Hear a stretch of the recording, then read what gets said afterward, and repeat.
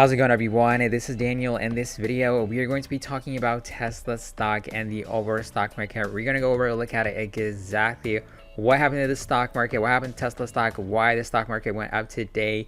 Is this a bull trap? We're going to go over and look at exactly detailed breakdown of what the Fed had to say, what are they anticipating moving forward, what are some of their next moves that they outlined they could potentially be taking pretty soon. So we're going to be talking about all this important information in this video coming up.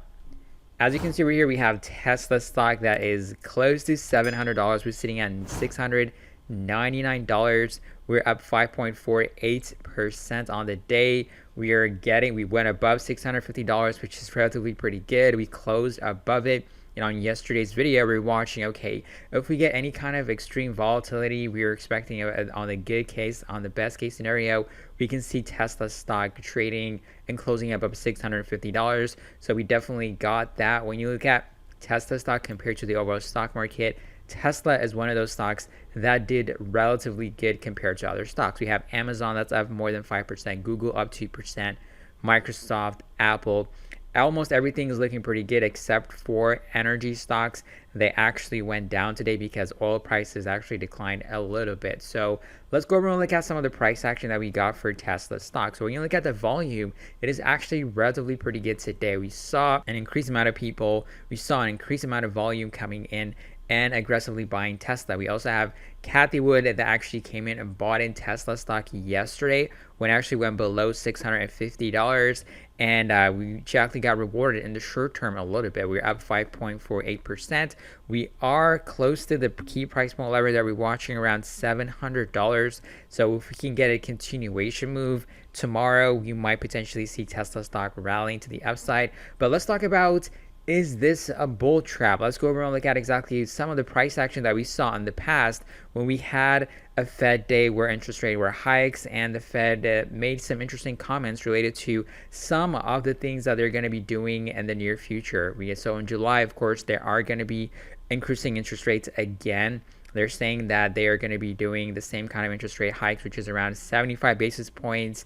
And that is some of the comments that they made, which is not really relatively good for the overall stock market, because if interest rates go up, we can get some kind of a sell-off that happen, especially with big high growth tech stocks. So in the past, we had some type of similar kind of price action when interest rates got hiked and the Fed said some interesting comments. We rallied up aggressively to the upside, and the next day, before you know it, we gave back and we sold off aggressively. So could this potentially be a bull trap? When you look at the price action, the today rally that we got, we're expecting at least 1 to 2% upside move.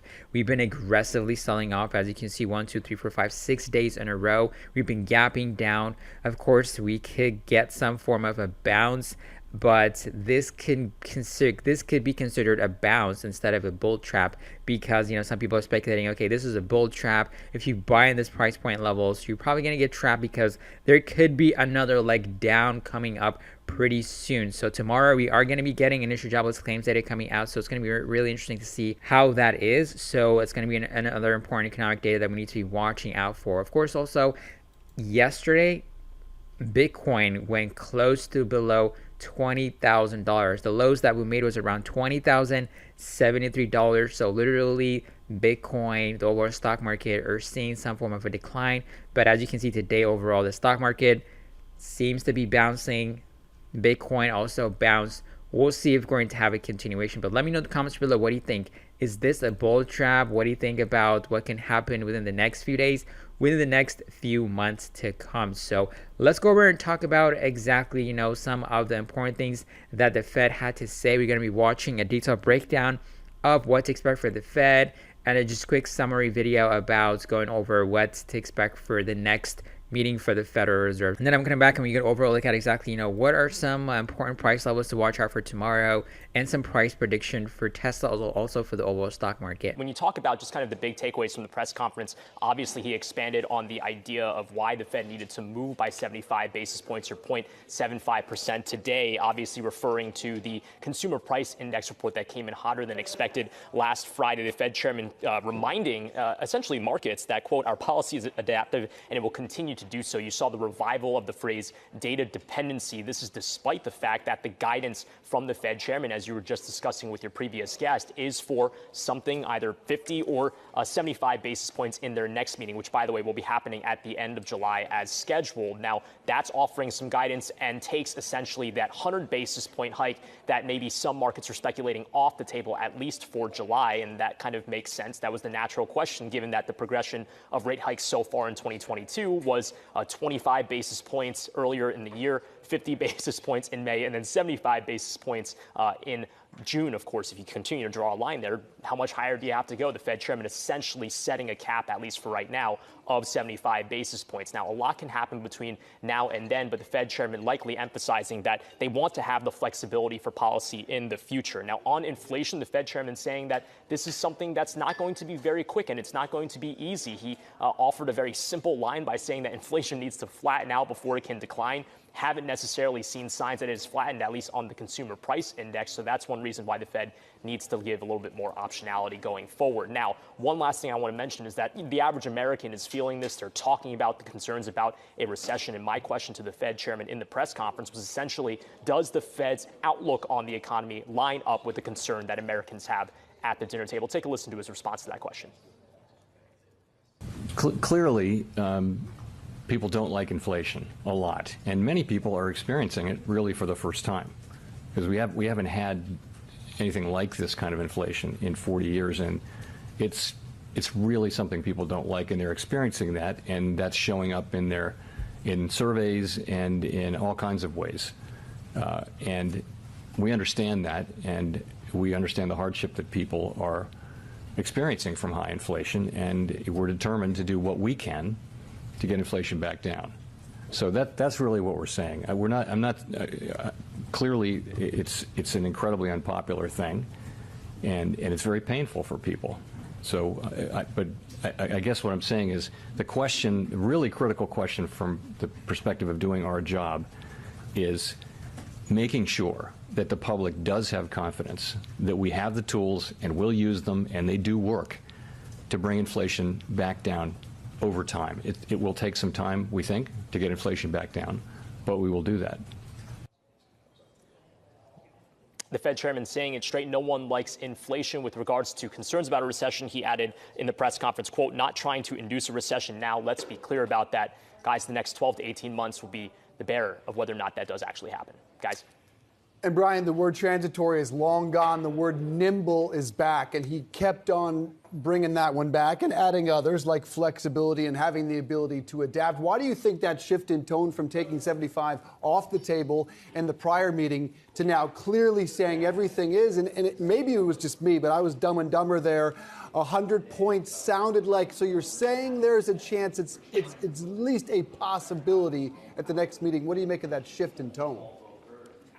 Yeah, it was a real neck breaker getting to the meeting today, essentially, because if you rewind to last Thursday, markets were pricing in only a 3% chance that the Fed would move by 0.75 of a percentage point. Of course, the big difference was, first of all, the CPI report that we got on Friday, and then a record low print on the University of Michigan's consumer sentiment. Now, of course, the Federal Reserve is quick to point out that when the Fed laid out the game plan for the last 5 weeks for a 50 basis point increase this week, they caveated that by saying that would depend on the outlook remaining as it was at the time that they offered that plan. So the Fed has always said they've had the flexibility and they're wanting to do the same now. But of course, one natural reaction might be, well, why should we believe you on the guidance for 50 or 75 basis points in the July meeting when you gave us guidance for this meeting and then ultimately scrapped it last minute? That's certainly a valid concern. But the Fed, credibility is not following through necessarily on the forward guidance. Credibility is about the ultimate outcome of getting inflation down, which the summary of economic projections show they hope to do next year by getting inflation down to something closer to 2.3%, 2.2% in 2024. But again, those are projections. Some of that might be optimism or perhaps aspirational from the Fed. But regardless, the Fed hoping they can get this done without triggering a hard landing. So for Tesla stock tomorrow, we're definitely watching $700. If we break above this price point level and hold, that will be fantastic. Even in after hours, we are trading higher. We're sitting at $703.97.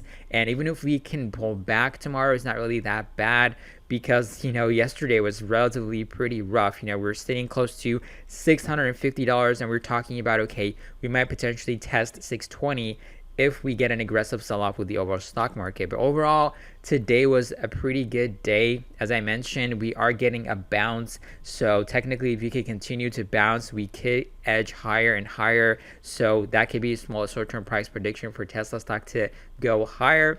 For the overall stock market too, if we can continue to rally, we can bounce. We had 6 consecutive days of down days, so we're expecting at least for this huge gap up to fill a little bit tomorrow. If that's not the case, if this is like a trap, like what happened in the past, we might tank hard tomorrow. So just definitely be on the lookout for that. But let me know in the comments below, what do you think about the Fed increasing interest rates by 75 basis points? We're expecting 50 basis points. Let me know in the comments below, what do you think? Let me know also if you actually bought Tesla stock, what are you expecting in the near future for Tesla. I'd love to hear your opinion. And of course, if you're new to the channel, to make sure to subscribe to the channel, turn on notification bell. Better catch you guys on another video. Have a wonderful day.